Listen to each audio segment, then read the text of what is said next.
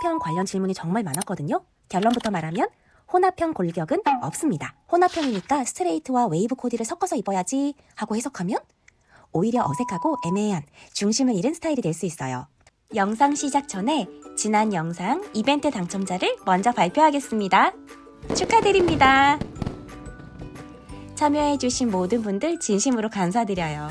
정성스러운 댓글이 너무 많아서 감사한 마음에 추가로 3분을 더 선정하기로 했습니다. 참여 방법은 로앤드로우 채널 구독해주시고 지금 이 영상에 좋아요 누른 후 댓글로 이벤트 참여 의사를 밝혀주세요. 추가 선정자는 2주 뒤 업로드될 영상에서 공개할게요. 앞으로 더 많은 분들을 만날 수 있도록 이런 자리를 자주 마련해 볼게요. 이번에 선정되지 못하셨더라도 꼭 다시 도전해주세요. 그럼 이제 본론으로 들어가 볼게요. 1편 댓글을 보니 혼합형 관련 질문이 정말 많았거든요.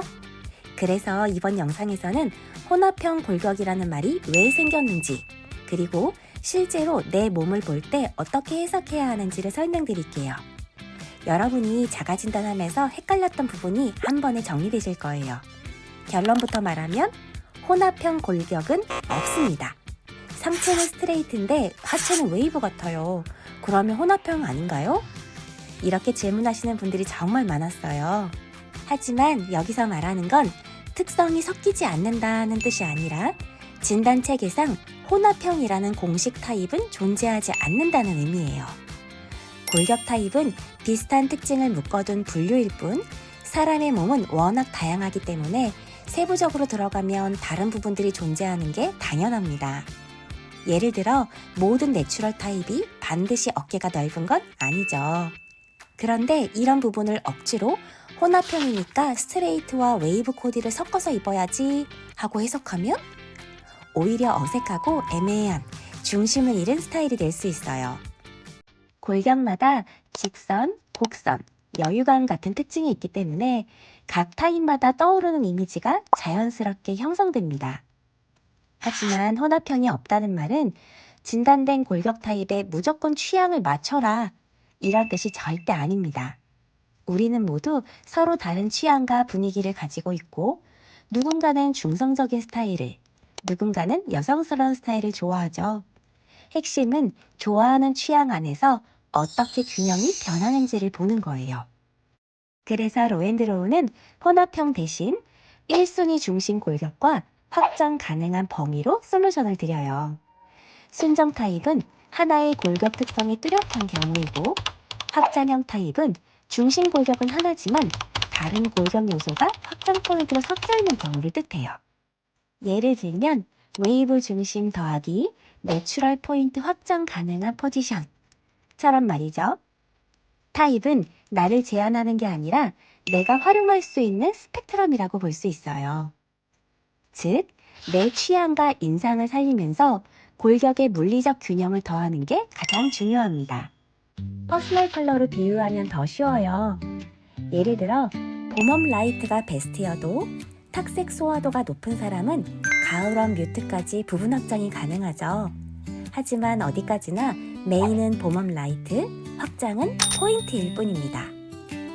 골격도 마찬가지로 중심 골격을 기준으로 다른 특성은 포인트로 사용하는 거예요.